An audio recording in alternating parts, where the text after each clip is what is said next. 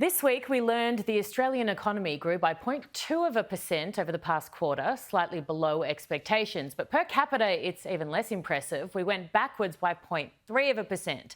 Chief Economist of macro business, Leith van Onselen, describes it as the economic pie growing, but everyone's slice of that pie is shrinking. Leith, thank you so much for joining me. Why? Yeah, well, basically, as you nicely explained, Erin, basically the economy isn't growing as quickly as the population growth. So obviously the Albanese government's running a huge immigration program. And according to the national accounts, Australia's population grew by nearly 680,000 people last calendar year.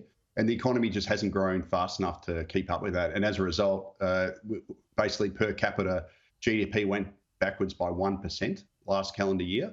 So we all went backwards. And to make matters worse, and this is even worse, Erin, the household sector, so Australian household consumption actually fell by 2.5% once you adjust for population growth last year. So households absolutely copping it in the neck here, and our living standards are going backwards. They're copying it in so many ways. You talk about living standards, and one of the causes of that is this huge influx of people. Talk to me about immigration, about housing, and how Labor are failing us. Yeah, look, I'm not going to beat around the bush here. The housing market in Australia is an absolute disaster. Now, Domain released some rental vacancy data this week, and it showed that Australia's national rental vacancy rate fell to a record low of just 0.7% in February. Now, that's the lowest on record. As I said, it's tight across the board, pretty much everywhere across Australia. And again, this has been driven by a population increase of nearly 680,000. And to make matters worse, our housing construction is actually collapsing. So we only built about 170,000 homes last year, and the latest dwelling approvals data from the ABS says we're only going to build 163,000. Now, that's 77,000 below the Albanese government's housing target, Erin, so we're not even close. So the growing population massively at the same time as the supply side's collapsing. And I think the question everybody needs to ask the Albanese government is why have they brought in record numbers of people into Australia without a plan to house them and also to provide infrastructure for them? Because this is a disaster.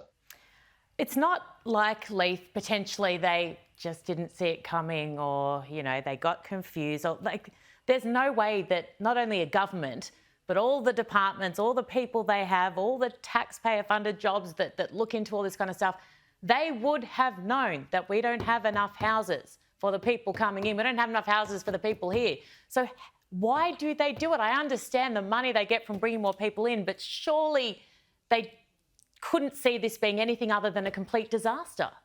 Yeah, and it was absolutely deliberate. So they ran the Jobs and Skills Summit in 2022 with the express purpose of ramp up immigration. And obviously you're doing it into a supply-constrained economy. And the reason for that is we've got high interest rates. Materials cost for building houses has gone through the roof, so builders can't make a profit.